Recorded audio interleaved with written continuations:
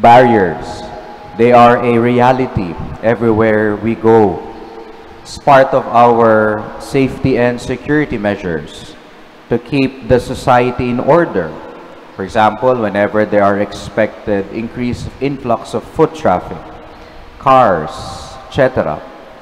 Also, to separate those who paid for products or services and those who did not, in expressways, railway transits, concert halls, and many more.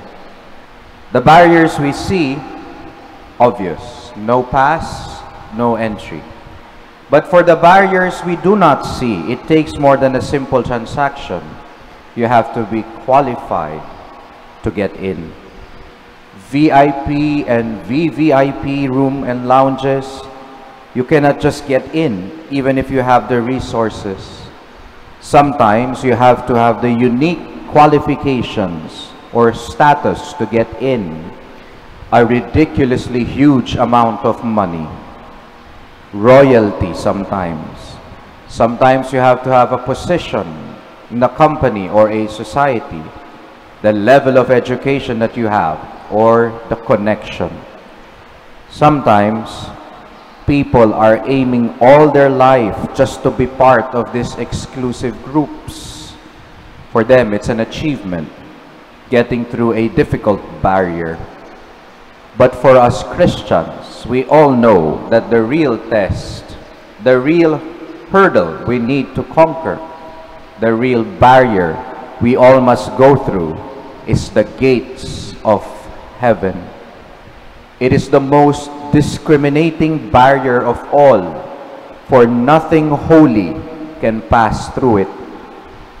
But don't be mistaken, it doesn't take much to get in compared to the barriers we aim for here on earth.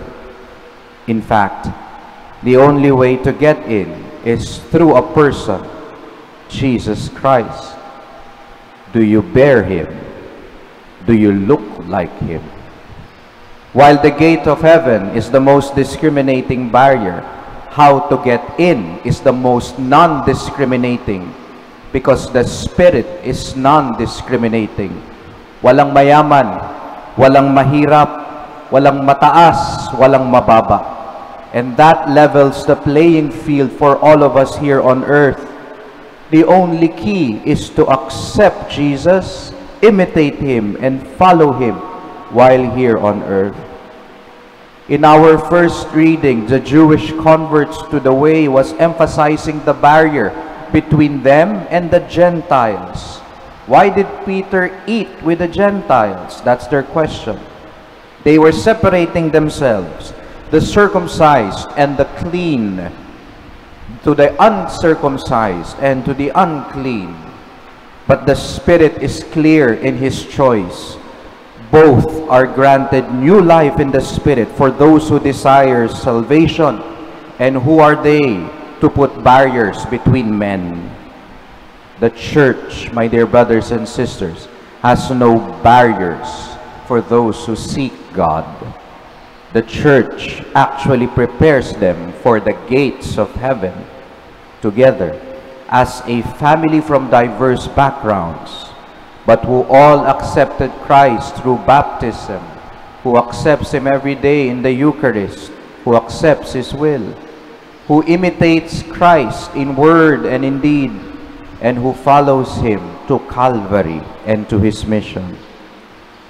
My dear brothers and sisters, the irony of the Christian faith is that in getting past the greatest barrier in heaven, you must remove all your barriers here on earth that separate you from loving God and loving others. Jesus, the gate of salvation, did the same. He did not put up walls and barriers between Him and the people. He tore it down so that everyone who are athirst for the living God can enter and be saved through, in, and with Him. God did not discriminate in choosing all of us as someone worthy of salvation. Who are we to set up barriers? or worse, be the barriers for others. Amen.